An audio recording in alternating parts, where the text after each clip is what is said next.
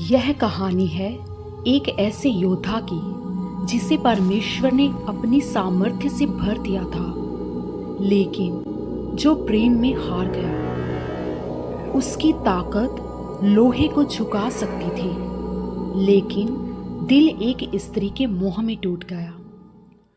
जब इज़राइल पाप में डूबा हुआ था, परमेश्वर ने एक दंपत्ति को दर्शन दिया, तुम्हारा एक पुत्र होगा, वह मेरे लिए अलग होगा, उसके बाल कभी काटे नहीं जाएंगे और वह मेरे लोगों को उनके शत्रुओं से छुड़ाएगा।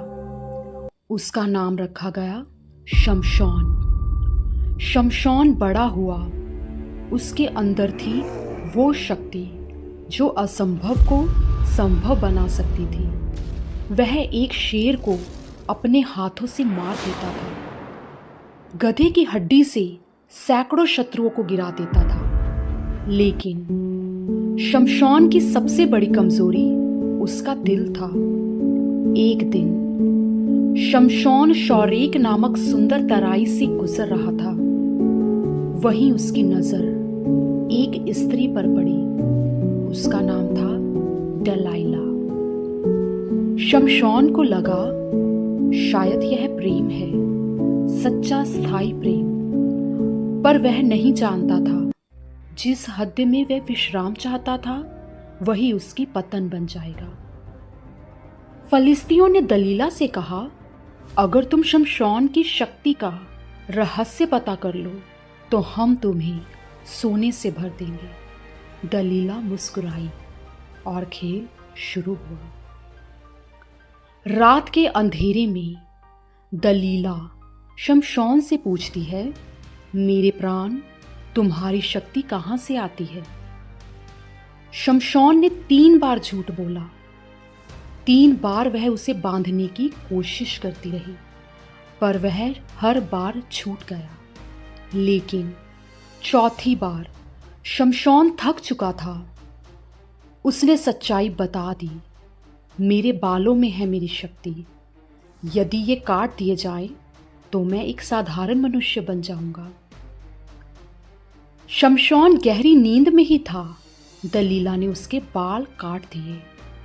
परमेश्वर की सामर्थ्य चली गई। शत्रु आए। शमशोन ने कोशिश की उठने की, पर अब वह पहले जैसा नहीं था। फलिस्तियों ने उसकी आंखें निकाल दी। उसको बंदी बना लिया गया। शमशोन अब अकेला था, अंधेरे में, टूटा हुआ, अपमानित। लेकिन एक बात दुश्मन भूल गए थे, उसके बाल फिर से बढ़ने लगे थे। वह रोज मन ही मन प्रार्थना करता, हे परमेश्वर, एक बार फिर मुझे सामर्थ्य दे।